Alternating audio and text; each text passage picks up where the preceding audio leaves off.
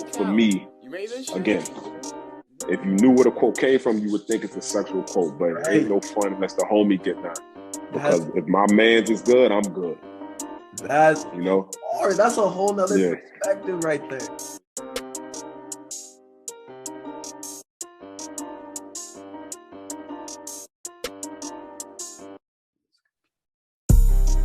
Three, two, one, action. Yes, sir. What's good, y'all? Welcome back to the Millionaire Mansion podcast. My name's James Hodgkin. I'm the owner of the Millionaire Mac Club.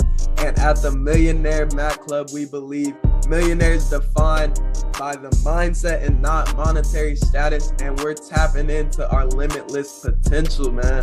Tapping into our limitless potential. And we're on episode 54. Today, I got a guest. I got my guy, King. Met him on Instagram, had to DM him, saw everything that he's doing, saw different stuff that he's doing. Your bio's full of different ads, different things you're a part of. He's a real estate investor, a podcast host, and an AAU coach. So you know how we get down on the Millionaire Mac Club. We just need to bring on guests that are doing big things. So I had to bring in King to drop some gems for y'all. So King, how you doing, bro? Juju, what's going on, man? Thank you for having me, bro. I'm doing very well. It's been a blessed week. Hope you've been doing well. Ready to drop some of this knowledge on you and your following, bro. I love it. I love it. So you're in Virginia. You're in Virginia, man. Wait, Right. Before we get into the real stuff, what's the weather like out there? It's actually pretty brick. It's not, I'm a cold weather guy. So Right. It fits right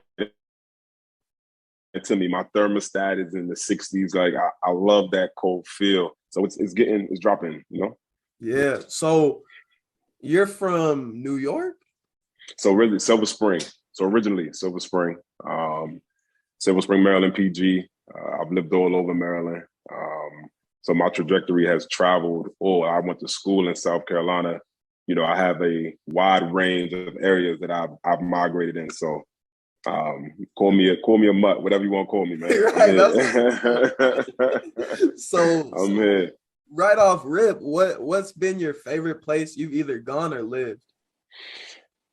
Favorite place that I've gone or lived? That's tough. I've done a lot of traveling, and I guess it really just depends on the type of feel you're getting. So my mother's Jamaican, my father's Guyanese, so I'm West Indian roots. So just as of a couple of weeks ago, me and my girl went to Jamaica. So this is the first time I went to Jamaica as a tourist. Right. And it was very, very touristy. I didn't, because I've lived the culture for 35 years, I've never experienced it as an American. And it was really touristy, not a bad time, man. Great views, great people. It was dope experiencing with her and a couple friends. But that's my most recent trip. But I've been to DR, England, Guyana, Vegas, all over, man. So it's hard for me to pinpoint one. Oh, dang. See, I mean, if you have the full catalog, I wouldn't be able to pick it, man. Right. That's what's up. So what do you think, when I was younger, I wasn't big on traveling because I used to be scared of flying, and we would travel for AAU, obviously, and do like the little close states. So I'm from Phoenix, so we'd go to the Vegas tournaments, the Cali tournaments, and different spots in AZ. And I used to hate the car rides too. So I was putting myself in a box, right? I was putting myself in a box. Oh, I don't like traveling. But now I go to school in Oregon, hooping in Oregon. And what I'm realizing, bro, is like, you're the same person, but you're a different person in different places. And it's honestly so awesome to awaken yourself and see the different variety of personality you have. So what's your experience with that and like traveling and being in different spots, being in different things? And it's funny. So it's bringing an East Coast vibe to the West Coast, right? It's new, it's different, right? Just like, and again, I don't know if you've been over on this side, but when they call it Northern hostility, Southern hospitality. So I went to school in South Carolina. And so my approach from being where I'm from, when I went to school there, I was more so looking around over my shoulder because of the type of hospitality that they were giving versus what I'm accustomed to at home.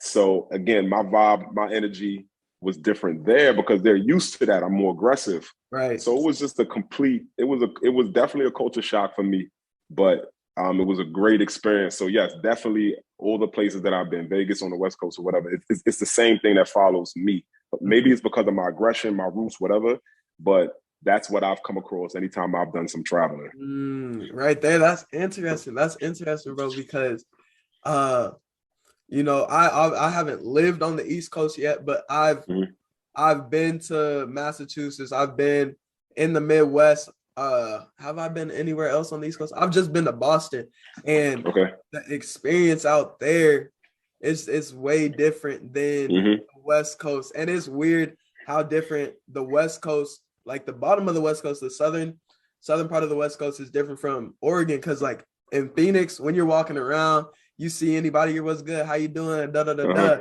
In Oregon, so the homeless population is super high. So people on the street literally are walking around like this, and you try to wave at them, and they don't get down like that because since there's a lot of drug addicts out here, so they want to keep stuff short so you don't get in any compromising position. So it's super interesting hearing different experiences, right? Got it. So what was your basketball career like? So I was more so of a high profile track athlete. Basketball was secondary to me, but I exceeded in basketball on a high school level. So I took that to college. Right. So out of high school, everybody felt that I was going to do track in college because of how good I was. And because that was the perception and the persona, I wanted to prove everybody wrong because I felt like it was a challenge that I couldn't do basketball. So I ended up getting a contract overseas for basketball. Didn't pursue it for personal reasons. We can get into that later. But that was part of me being a knucklehead when I was younger. But yeah, so I've made it the opportunity to the professional level. And those gifts and opportunities and knowledge that I've gained, I wanted to pass on, which made me start doing what I'm currently doing. Right. Okay. So that's crazy. So you didn't take the track route, the basketball route we got to get into. So what I want to know is, all right, what filled the gap area of the typical college time? So I did. So I ended up, when I left high school, I went to college. I played JUCO ball in Maryland first. And then I transferred. That's what got me to South Carolina. Oh, gotcha. Yes, I ended up at a college called Voorhees in South Carolina. So I graduated in 2004, left school in 2009. So that 5-year gap, I was playing ball the whole time. So then, like I said, got the contract in 2009, summer of 2009, and from a playing standpoint, I never looked back, and it never was. I feel like I accomplished my goal. It never was a lingering. So of course the thought of how you would do, but it never, infested me to the point where it just was something that I just couldn't shake. I've always knew my gift to that component of my life would always be the knowledge that I pass on to the next. So that I learned that at a very early age. We all have hoop dreams when you start. Especially you make every level that you succeed, you of course your perception of your persona yourself is getting higher and higher, you feel like you can. But I knew where my plateau in that game was, playing wise, which is why once I left in 2009, I never looked back. Right. So you touched on something so powerful that I think honestly all athletes of any type need to understand is like your athletic dream is awesome, but find out who you are, what makes you with your sport, right?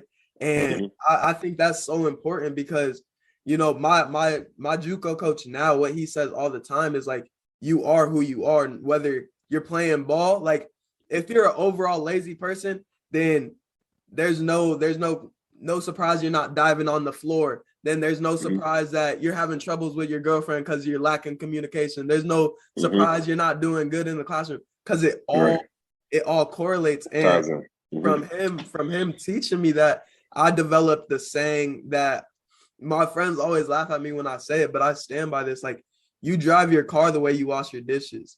Like, if you're gonna wash your dishes half-assed, then you're gonna drive your car kind of casually, not really paying attention, and you're putting other people in a very vulnerable position. Obviously, the dishes aren't gonna kill anybody, but I think what you said is so important, bro. Like, it's so important to find out who you are and constantly be in pursuit of understanding you're ever evolving. And just because you cap out in one thing doesn't mean you can't move on to the other thing and bring those lessons. Like, just because, oh, dang, my hoop dream's over. All right, bet. Now, what did you learn from basketball? You learned you need habits. You learn you need hard work. You need teamwork. Now go translate that into the workforce. Go translate that. Make a podcast. Go translate that. Correct. I think that's something so important.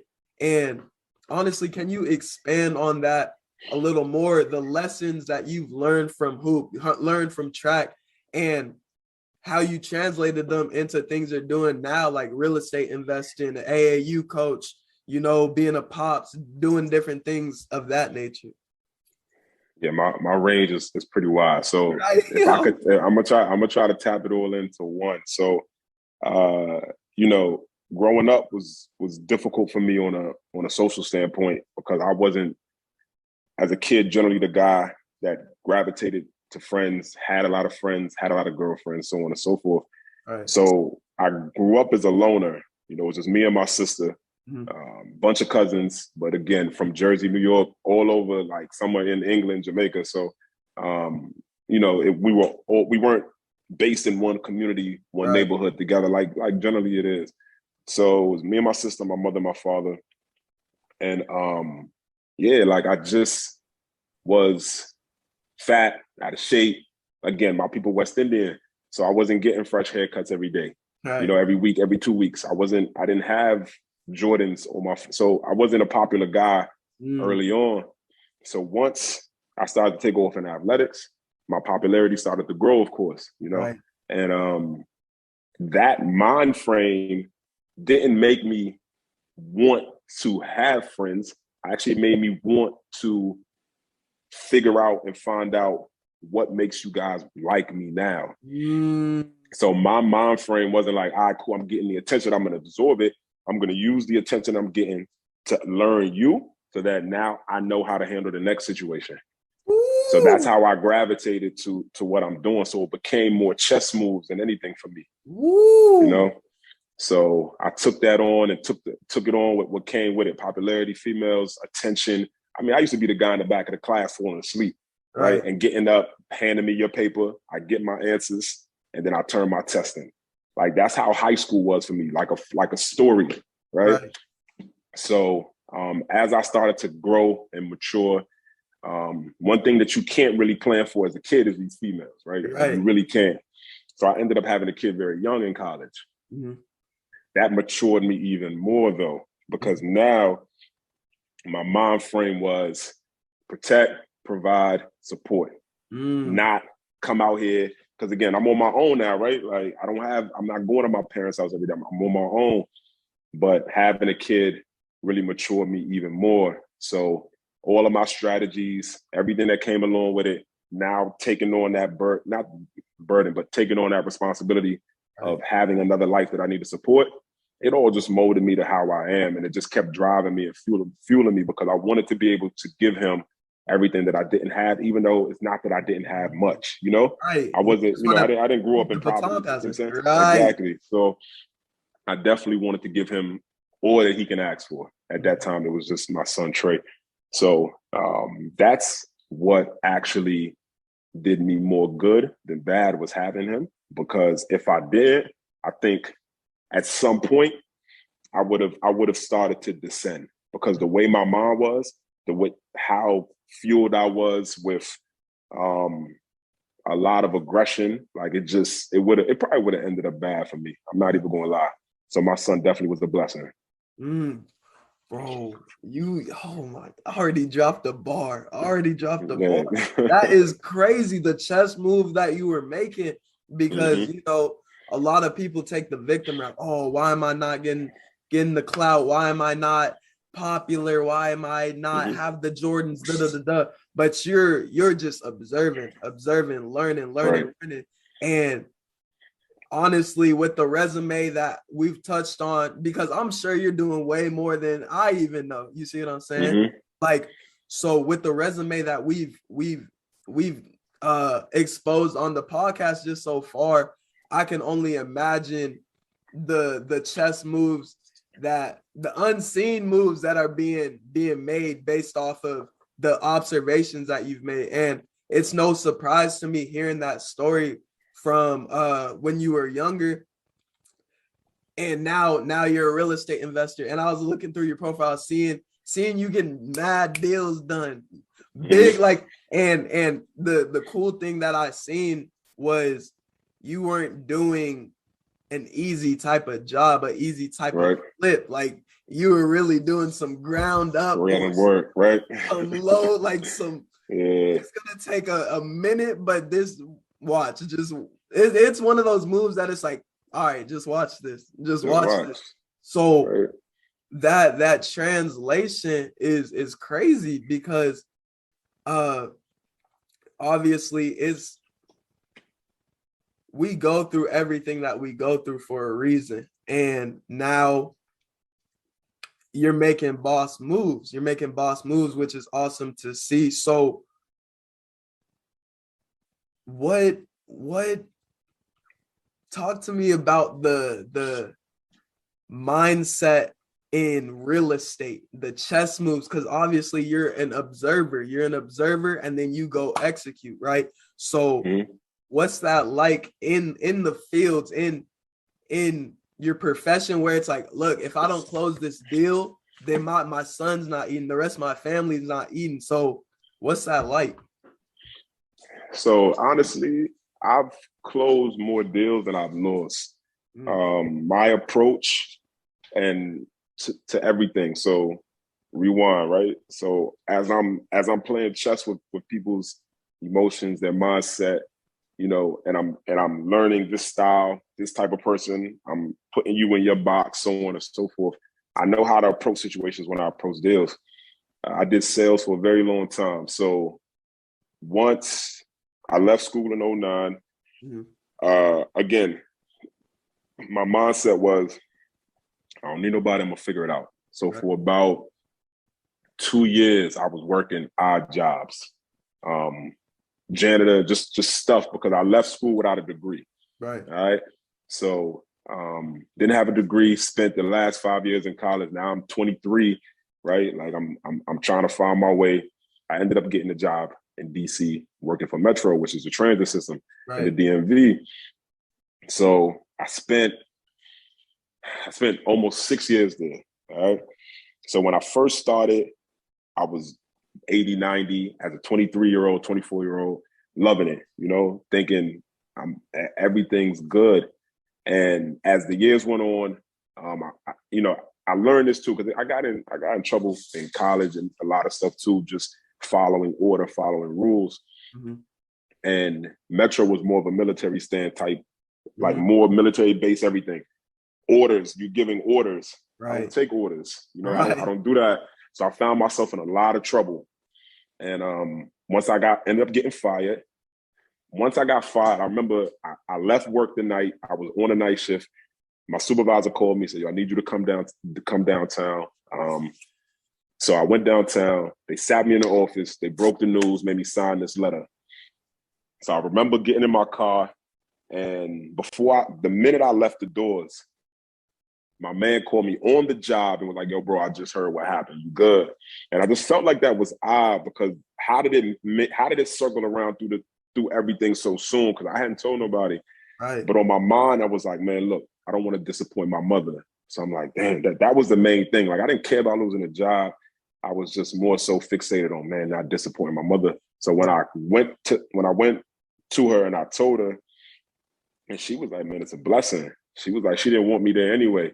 So at that point, I felt like I had all the support I needed, went full throttle.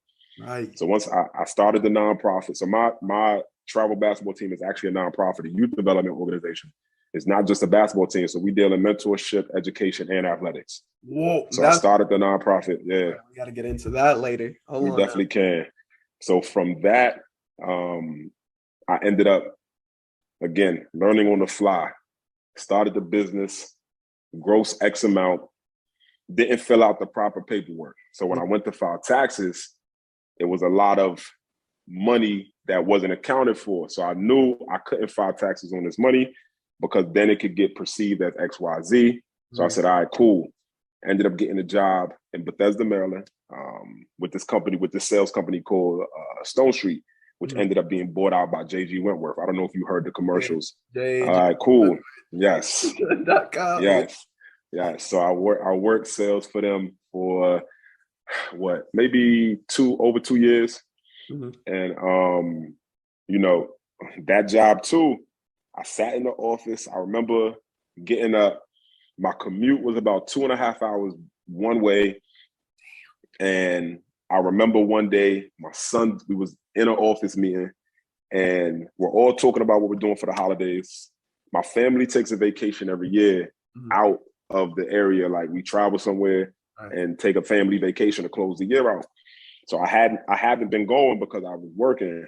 Right. So I remember sitting in the office and everybody talking about their plans. I told them, I have intentions of going to San Diego. So my supervisor was like, how you going to San Diego with no leave? So, I felt like, yo, who are you talking to? Like, you can't dictate what I do. If I have leave or not, that means I'm leaving with no money. Like, what are you talking about? So I sat, again, now my mind's working, right? I'm playing chess. So after I put some thought into it, I remember going into work a couple days later, but I had some big deals in the books. And on the job, if you leave before you actually get funded, you don't get the money. Man, I typed my resignation letter up at the desk, put it on my supervisor's office, walked out that day. Like, I'm like, look, I don't, you know what I'm saying? Like, I don't need it. I don't have to do it. Like at that point, I had real estate stuff flowing in. It's just really about following your passion. Forget the money. Forget the money. Once you follow the passion, I say this to everybody, the money gonna come. You chasing the money, you're gonna be chasing your tail all the time. When I went to school one time, I tried to do IT. Hey, bro, I got 3 Fs and was like, hey, look, man, this is difficult. I went to IT for the money, but I couldn't even get past the first 3 classes. Right. I said, you know what? Let's rewind this. Let's figure it back out. So definitely face the passion. That is crazy. That is crazy how, I love hearing other people's stories and just how, like I said earlier, how everything lines up. You go through one tough time that a lot of people may have folded. A lot of people may have just stuck it out. All right, boss said I can't leave, then I'm not going to leave. Then be miserable, right? But no, you broke out, did what you had to do, and knowing that you like you say, you had your passion on the back end going. And I love the part of your story when you talked about how your mom thought it was a blessing you got fired. And just hearing the story, it kind of seemed like she knew you had more potential. And that's like the mother's instincts. That's the mother's instinct. Right. Now you go into a different job and then really tapping in, like, no, like, let me break out and do my thing. Right. I love to hear that. I really love to hear that. So when did you start in real estate? I think my first home was in 2016, 2017. Wait, that was my first. How old are you? So I'm 35. 35, okay. I'm 35, June. So first home was in either 2016, 2017 in Baltimore, Maryland. And the stigma of Baltimore is The Wire. I don't know if you've seen the show The Wire, right? Yeah, I've seen it. When you hear what out here in the East Coast, when you hear Baltimore hood, you think it's, but again, I'm being strategic with my moves. Right. Why do I want, if again, an investment property that at some point I want to flip, I want to turn around. I did my market research to Baltimore. The CEO for, I believe it's Under Armour is from Baltimore. Baltimore has a lot of rich history. They want to regenify it. They want to put money back into Baltimore, build the city back up. I said, all right, 5-10 years, this $70,000-$80,000 home that I just bought with a $300,000-$400,000 mortgage is gonna end up making me a lot of money.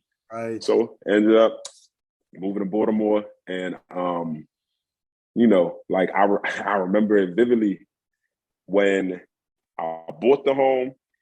You know, it was I felt like a really good accomplishment for me, right? Mm-hmm. So I ended up I had a girlfriend at the time, and I remember telling her when I went to that the house was in Baltimore. I just remember her face. I just remember the way she looked at it. And again, so now the wheels start turning. So now I'm looking at you a little different, you know, right. Because instead of just seeing the you know, just instead of just being overly joyful for the situation, like you're just like, Baltimore, cool. So hold on. Talk about. Wait, we talk about that a little more, because that's interesting. So when you told her Baltimore, she wasn't super excited. She was, but it was kind of like Baltimore. Like nobody moves to Baltimore. Baltimore is a cheap area. It's a hood area. Mm-hmm. You can't. A lot of people don't see the long vision. They see the now, you know. And I saw a vision. Whether she believed in me, didn't believe in me, whatever the course of the action might be. When I saw her reaction, you know, I knew, right? Like you know how everything now red flags, right? That was my red flag, right? You know, because again, she came from money. You know, she pops made a lot of money, so on and so forth. So she didn't have a certain struggle like everybody, like certain people. So again, I'm struggling to get mine. So my mortgage was $400, right? When I bought it, like I was overjoyed, you know. 400? Like, oh yeah, the crib was like $80,000, right? And this the thing. It was a row home, which is a town home, essentially, and the inside was renovated. Right. So forget what you see on the outside. The minute you walk in, the house looked really good, right? Yeah. So I put a little work into it still, and I ended up starting. Now I turned that over to being a landlord. Mm-hmm. So with my mortgage being $400, I was charging $1,500 to stay there. So I was making $1,100 a month off it. Right. So look, my wheels start turning. I spent basically all my time at her crib. Mm-hmm. So all my stuff was paid for. I'm getting that to my bank account. So I'm stacking. Plus what I'm making, because again, I didn't have a mortgage, none of that. So whatever I'm making from work, I'm stacking. Right. So again, it comes with the territory. So anybody want to get in real estate, they got to know, vets your people that are moving into your house. Extremely strict. Mm-hmm. That tenant that I had that I was charging $1,500 to, mm-hmm. I ended up, after she left, spending about 10 stacks having to fix my home up and how bad she damaged it. What was she doing? Right? Man, I walked in there once to get mail and I saw mice and rats from across the floor. Her daughter, I don't know, her son tried to hand me a used condom. Oh. Exactly. This Baltimore though. So again, listen, it's all strategic. You gotta understand. You know what I mean? So I knew what I was getting into. Now, granted, I didn't expect all of that, but she ended up leaving without paying a few months rent. So I had to figure it out, man. I had to paint the whole crib and fix some stuff up. Hot water heaters. I had to do a lot. And then again, I got blessed with another tenant that started paying $1,300. Now $1,200 less, but had no issues. Right. You know? So I ended up selling that home and making a profit off it just this year, 2021. Yep. So I just made a profit off that home that I purchased in 2016, 2017. Right. So yeah. So it was you really lived out the whole vision, went through the whole 9, went through the ups, the downs with it. Right. That's all. Man, that's a dope story. Wait. I wanna rewind back to the part when your girl was kind of like, huh? Like when, because honestly, I would put you in the category of being a visionary, right? Mm-hmm. And I put myself in that category also. And I run into those situations quite often. So I'm just trying to get some game on it. So go ahead. So, the saying, like the quickest way to kill a big dream is to tell it to a small thinker, right? Right. Mm-hmm. So obviously you want to surround yourself with great people. You want to surround yourself with people that want better. And the person may be your significant other, and they may not be a small thinker, but they may not see they may not have as big aspirations in a certain sphere as you, right? So Correct. how do you handle that? What game can you give on that? So it really all depends, man, because in a general situation, I wouldn't even surround myself around those type of people. Mm-hmm. But again, we were dating, right? So it wasn't as easy to just dismiss her. Right. So, like I said, she comes from money, right? At so many times, she was comparing me to her father, right? My path is different. He was making a lot of money in his 20s. I didn't really start making decent money till my 30s, you know? Everybody path is different. But let's just say he was at the time, like at one point, he was making like 800,000. Right. That was small money to me, though. I'm like, 800,000, that's it? Like, that's what you want? Like, I'm thinking bigger than that, right? Like, I have, like, that's small money to me. So when I'm sitting here trying to convey my message and, you know, in these conversations, I'm trying to talk about it, it just was a lot of restriction because, again, she had her master's and was doing good and making decent money. And I think at the time we stopped talking, she was like, I think she had just got a job, told me she was making 90,000. Cool. Like, I want to make 90,000 in a month, right? Like, not in a year. And I'm like, this is how I feel I can do it. And I understand that currently right now it's a struggle, right? Like, if my car break down and I got to do a bunch of other stuff to get it fixed, not just take it to the shop, just pay the bread, I'd rather do it that way to save money than go ahead and dish money out. So it was a lot of disconnect from that component, which again, in a relationship, when it comes financial, that can make or break a situation, regardless of how much love y'all have for each other. Like, money can just draw it. So my advice would just be aware, because again, you always want to see a situation through. You don't want to be kind of like, you don't want to overreact at all. Right. So I sit there and I watch, I pay attention, I look around, I see, I take my time with all of my decisions, because I always know when I make it, it's the right one. And yeah, like it was, you know, it was funny. Like, I remember seeing that face, and that face what motivates me. Those type of situations are what fuels me and motivates me. Right. All the time. Man, that's crazy, because I needed insight on this, actually. Like, I needed insight on this in a season that I'm in.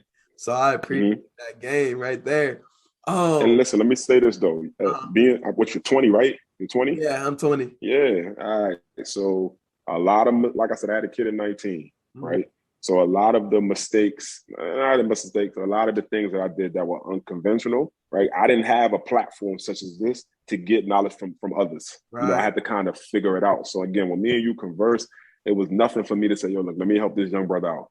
Because that's what I was looking for, and I didn't have it. So if I have it to give, then I'm with it. Somebody told me, and I'm going to ask you this question. What's the only thing you can give and not lose? The only thing you can give and not lose. Hold on, because I want to get it right. Good. Take your time. You can give and not lose. Man. What is it? Because I'm not. Knowledge. Oh, right. Right. So I'm losing nothing giving you anything. Getting anybody that listens to this, like, what am I losing? So the people that try to hold it in, keep it to themselves, right? They're gonna burn their bridges. You know what I'm saying? Like, you can't lose it. I gained it. I can give it without losing anything that I've learned. So yeah, always remember that. God told me that I have a security company, and I was doing security at a club, and he asked me for alcohol. I don't drink. So I said, look, man, I can't really help you with that. I can find somebody to help you with that. So as I walked away, he called me back to him. So initially he called me back to him because he wanted me to date his wife's sister. So after I shot it down, we started to chop it up. And he knew Colin Powell, man, he runs the whole, you know, he runs all of UPS on the East Coast, and very established guy. And we talked, man, and he said that to me, and I've never forgotten it. Never. Like never. I'm stumped like you. What's that? I'm like, what? And when he said it, I'm just like, yo, I'm stumped. I'm like, yo, that's dope. That is So yeah, like that's what. No, I'm taking definitely, it. Yeah, I need that. I definitely, need that. I'm definitely gonna quote you. That's a bar yeah, right there for real. definitely. Oh man, that actually feeds right into what I wanted to talk to you about. Because knowledge. So that's actually knowledge is the reason I wanted to start the podcast and start building my platform. Because not to toot my own horn, but I feel like a lot of people from a young age have poured into me, and I've always Mm-hmm. had a high level of awareness and insight, and at least that I tapped into. Because I don't think I'm any better or worse than anybody, but I just feel like I've tapped into it. And Mm-hmm. that's the dope thing about the podcast, is hopping on, conversating, hearing your story. And now I don't have to go through that. Or if I do go through that, Right. bet King already told me about that on last week's episode. Now I can Mm-hmm. Good look for that. Mm-hmm.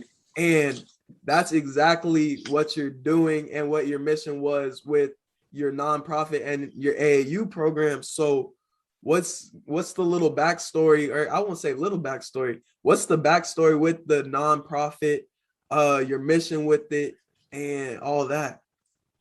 So, I started it because there's a lot of steps that I've missed, trying to pursue certain things in athletics and just in life. So again, my people West Indian. I'm first generation American. Mm-hmm. So a lot of the American traditions my parents didn't have to pass on to me to be successful in here, right? Like hard work. My father from a third world country, my mother from Kingston, Jamaica. So it's it was different. I can't speak for them and why they did what they did or how they did it, but I just knew a lot of things that I was hearing from American friends, American situations, just wasn't what was being brought or taught in my household. More West Indian, Caribbean root things versus American things. So, when I started the nonprofit, it was solely to give back to the youth so that they can have a better percentage of being successful in whatever they want to do versus what I felt I did. I was a horrible student, horrible. My sister was a 4.0 student. She's a lawyer now, right? Like she runs the 16th district of Virginia. So she runs all of Charlotte. Like she's crazy successful. Shout out to her and everything she's done. But for me, school was hard, right? Like I said, I got kicked out of college. Right. So it's just a lot of things that, I miss. But I'm not even saying that you need an education to be successful. Because like I said, I made it this far without one. I ended up obtaining my master's and bachelor's, but through where I'm at now, I didn't need it to get where I was, to get where I am. So the nonprofit was started for that reason. So to get the kids in, of course, man, sports, basketball, whatever, get you in. Now you got to have a 2.5 or you and me. You can't have a 2.0 like high schools do. You got to have a 2.5. We do a lot of traveling, which you don't get playing in your local area. Right. You know what I'm saying? You don't leave a state unless you're at a private or prep. You don't leave a state. But with us, you travel. We've been all over the travel, from Tennessee, from New York, all the way to Florida. We've been all over. And you got to do some community service work, right? You got to be out here in society so they can see you, so they can understand you. Because a lot of people will see you based off of, the way you dress, the way you look, and not even know you as a kid. But if you're out here helping people with their groceries to the car, guess what? You're going to spark a conversation. How you doing? You mind if I help you? Yes, I do. Let's walk to the car. I hope you're having a great day. What's your name? Like, you start building those relationships and those conversations. What are you doing out here? This is my AAU team. We're just out here helping anybody that wants help, so on and so forth. So, those are a lot of the components.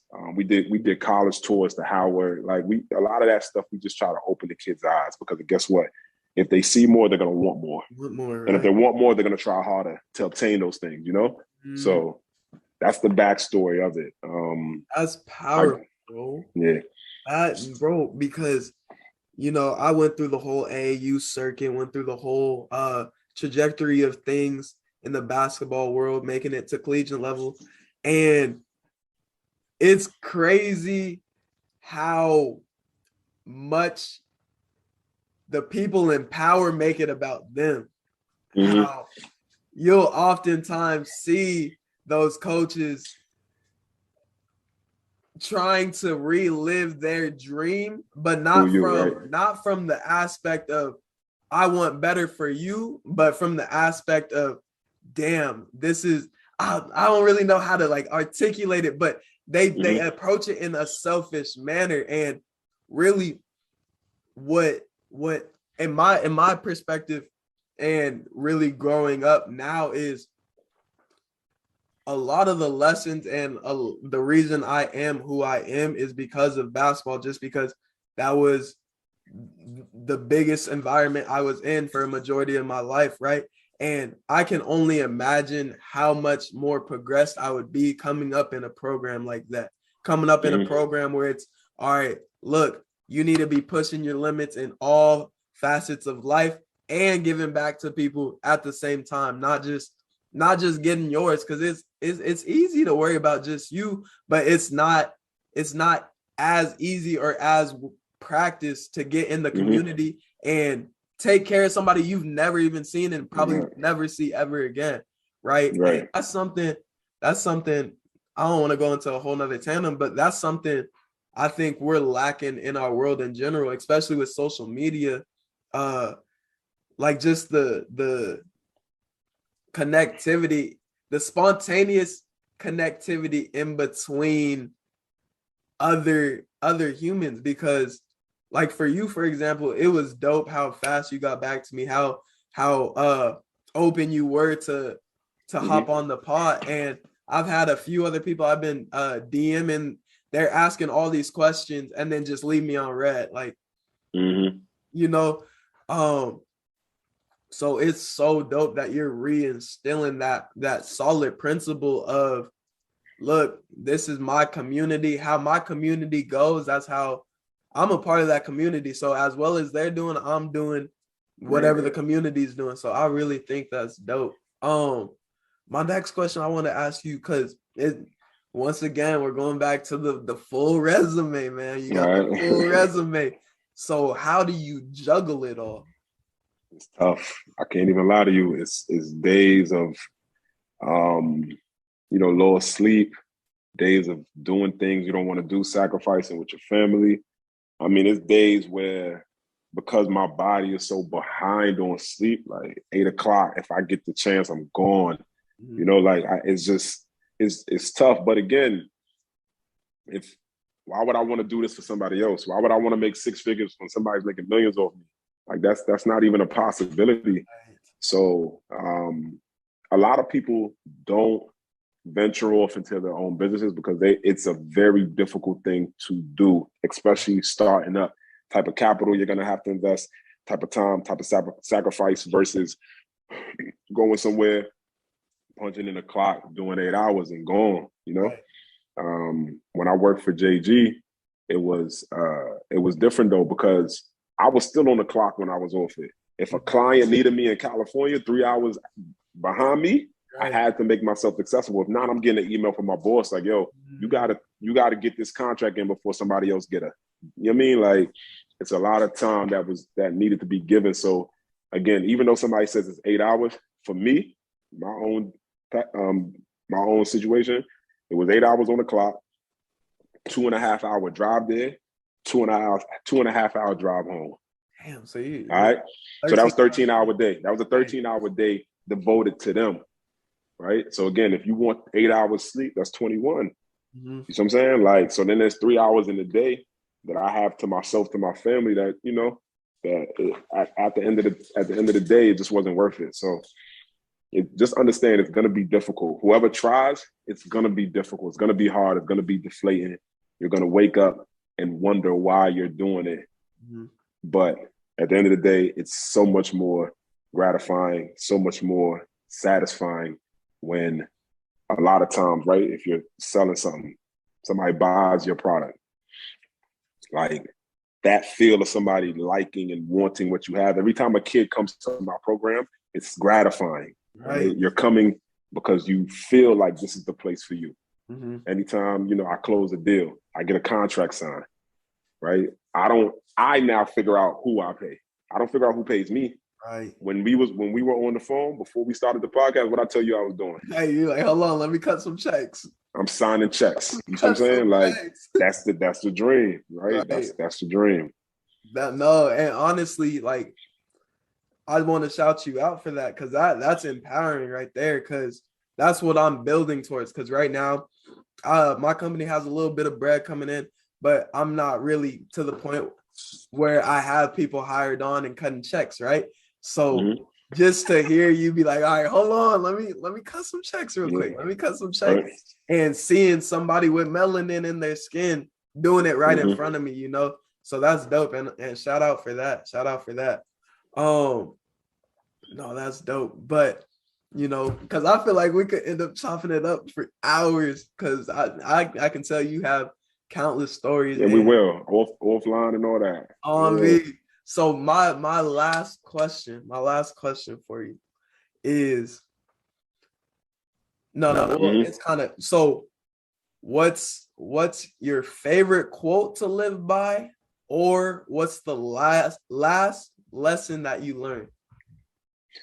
Favorite quote and last lesson that I learned.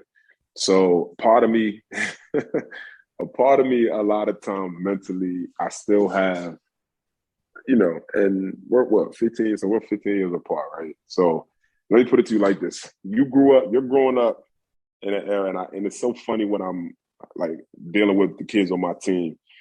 And so mind you, I have my oldest son is about to be 14 next month. Right. So he's almost 6 feet. He hoop, he played football, you know, all of that.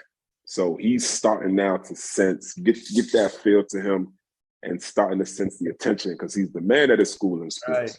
And I remember asking him after this particular football game, I said to him, I said, yo, you getting a lot of attention at school? He said, yeah, like a lot. Right. He has this little girl that followed him around, you know, and all of that. So you guys, you know, are growing up in a situation where, and to your point about IG DMing, well, we didn't have that, you know. Like, I'm not that far behind you. I'm not a 20, 30, 40-year-old guy talking to you like that. Right. So just, you know, you were born when I'm sitting here making moves, but, you know, we had to approach the girls, right? We had to really, our talk game had to be crazy, you know, like, while you guys can just DM and have so much time. And I just, you know, I told a couple of the kids on my team, I said, to me, that's corny, you know, like DMing a girl, and it's just so much indirect, right? Like, I'm so direct. So I used to always live by the code, because again, I wasn't like, I never got girls. So when I did, I always felt they was using me. So my main thing was, and again, this isn't what I live by now. Like I said, I'm a family man now. I used to always tell them, ain't no fun if the homies ain't getting none. And the reason that I used to say that was not because of it. When you hear it, you think a certain thing. Right. And I was always about smoke and mirrors. I was always going to make you feel like you knew what I was doing until you saw me doing something else. So it was never about anything other than people understanding, like, look, as long as you're having fun, I'm having fun. Even if what you're doing isn't something that I'm doing, I'm having fun because you having fun. You being successful, you living, you doing whatever. So that quote, again, it's misleading because people think it might be a sexual quote. So, nah, my biggest want is that my team is good. And I tell them all the time, if I got it, you got it. I try to hire my friends, right? Like, all the moves that I try to make, I try to include people that I trust and believe in that are in my circle. The only way I outsource is if I need numbers.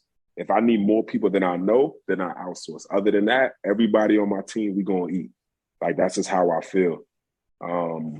So that quote for me, again, if you knew where the quote came from, you would think it's a sexual quote, but it ain't no fun unless the homie get none. Because if my man's is good, I'm good. That's, you know, hard. That's a whole nother perspective right there. Yeah. That is hard. That's the title of the pod right there. Boom. Yeah, right. Set it up. And so your other question was what? The most recent life lesson you've learned. The most recent. Man, I actually did make a post on Facebook. I actually shared a post that somebody said, stop being afraid to lose a friend. That's not, I guess, essentially not giving you the same thing that you're giving them. Right. And I added to it and I said, but make sure that you're always being loyal to those that do.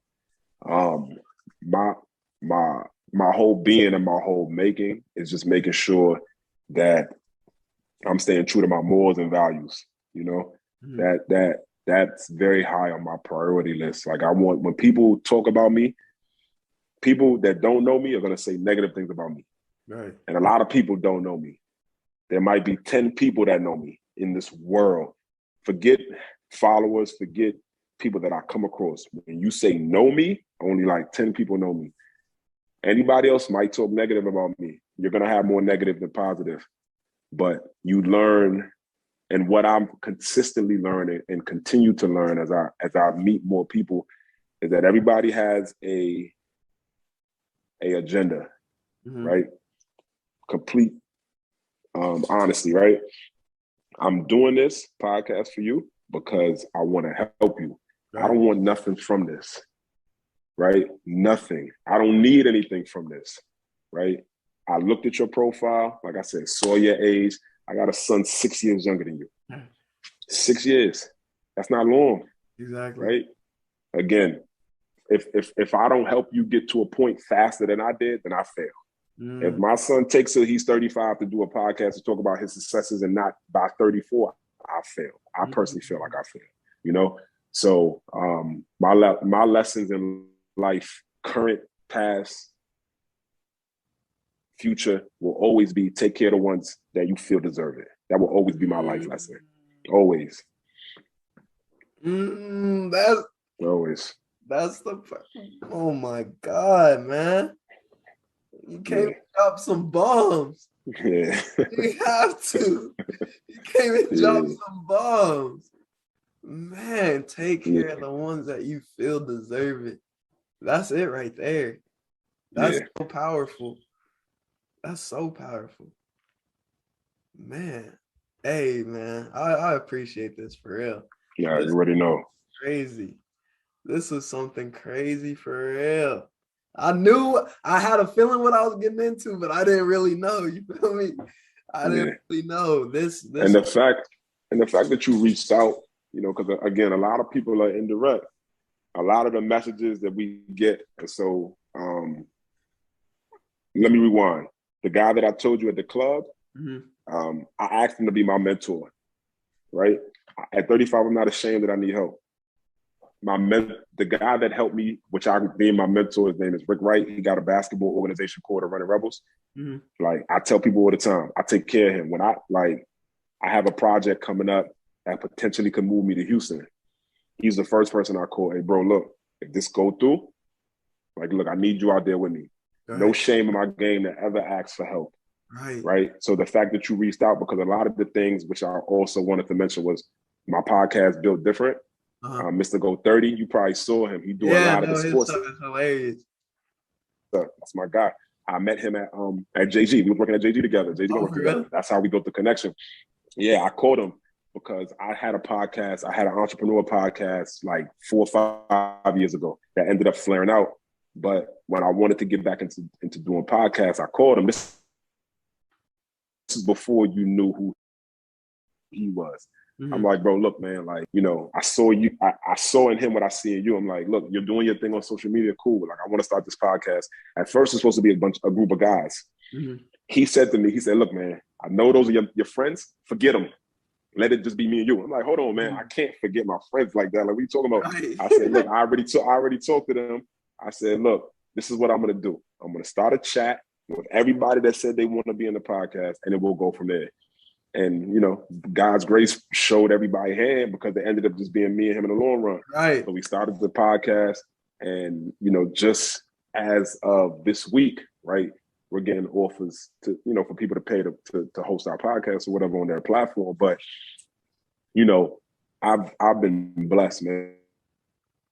And like with a lot of hurdles that I've had to jump, and those hurdles have made me who I am today. And I just feel like passing on everything that I've been blessed with is my calling. So when you reached out, again, everybody reach out. Yo, post, like, our DM say, yo, post my video.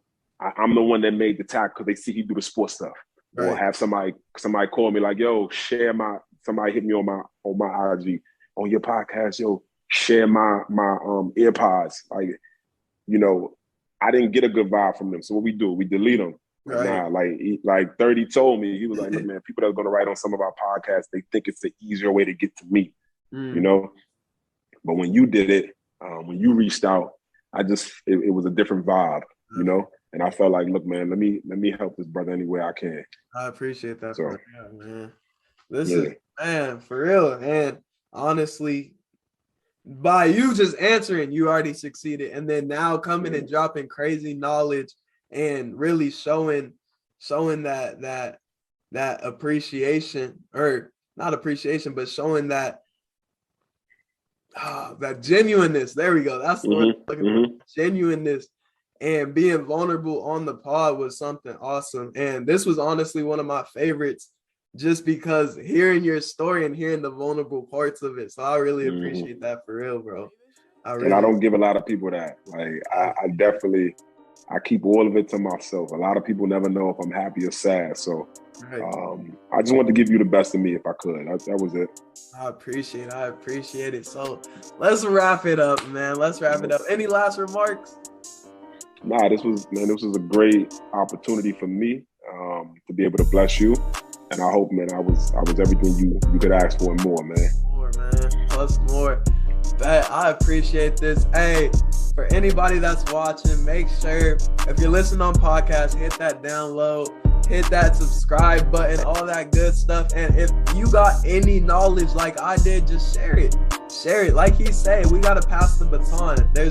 You're not going to lose the knowledge. You're not going to lose the knowledge if you bottle it up. You're only going to progress the whole team forward. So make sure you share this.